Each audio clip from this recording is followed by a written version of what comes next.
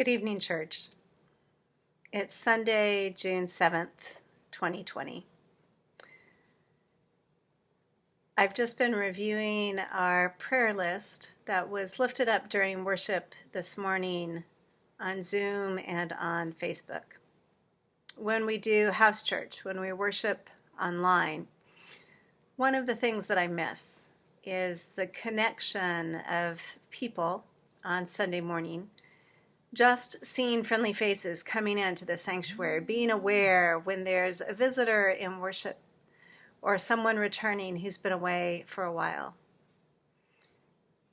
It's not quite the same, but that sort of dynamic also happens with Zoom or Facebook when folks write a note, when they're present for worship live online and someone shares a comment.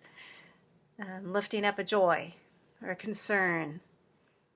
As I read back through those sharings so that I can hold people in prayer, sometimes I discover that there was someone present in worship at house church that I didn't know at the time was able to come and be with us. Thank you, friends, for visiting today. Gary, people were so excited to see you. And we're glad you could stay for coffee hour for a little while. Doug, what a gift to have you with us. And thank you for lifting up anniversary blessings. It was 1 year ago on the first Sunday of June that I was formally, officially presented as the candidate for senior minister to the congregation of First Christian Church in Portland, Oregon. It was that day that the congregation voted unanimously to extend God's call to me to come and serve here. What a year it has been. A few folks have said happy anniversary. So I thought I would share a funny story. When Charles and I were first dating, we had been friends first. We met at a church youth sponsors retreat in Arizona. It was in an era when Doug and Kathy Wirt were living in Arizona too. Interesting that Doug was in worship with us this morning at house church here in Portland.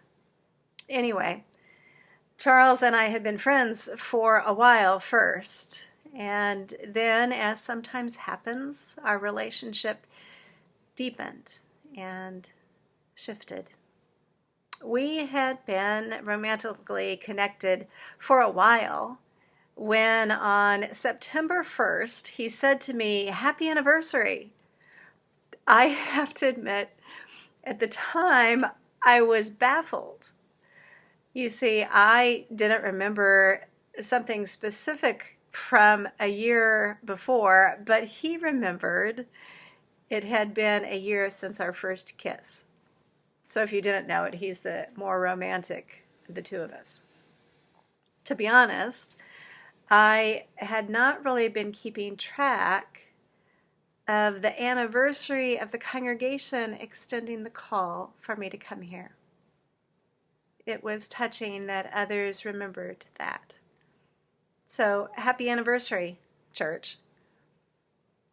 It seems a little strange this evening to find myself feeling happy. I'm happy, feeling blessed and thankful for the home that Charles and I share, for the life that we have together here in Portland. It's such a wonderful place. Feeling happy for an afternoon spent playing Yahtzee with friends over Zoom.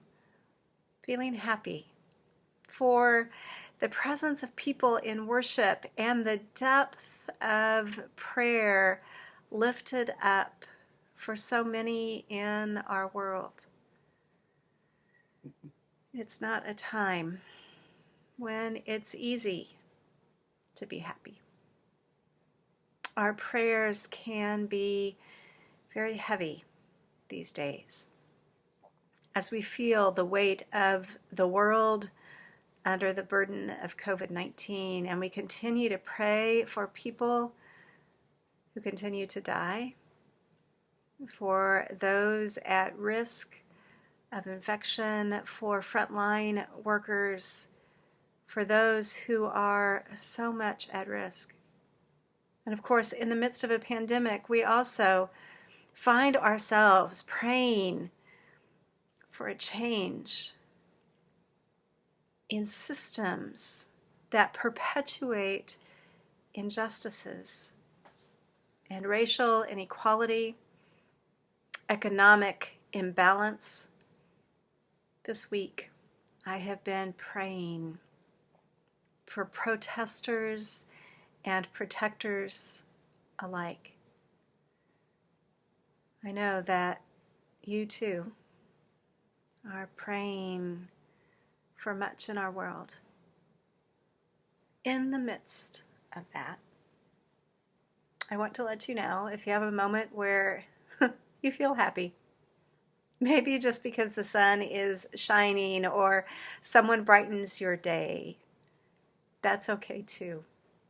Embrace life while we work for change, while we try to keep one another safe in so many ways, while we fight for justice and stand for equality in the midst of life, even when it's hard. It is a blessing to have moments when you feel happy. My friends, this night, if life is hard for you for a myriad of reasons, I pray the day will come soon where at least even for a moment you have joy. And if you're feeling happy tonight, embrace that. Be blessed. Know that you are loved. Continue working to reveal God's love in the world and to bear it in your own heart. And for my friends here at First Christian Portland, I just wanted to say happy anniversary for all of us in ministry together here. Peace.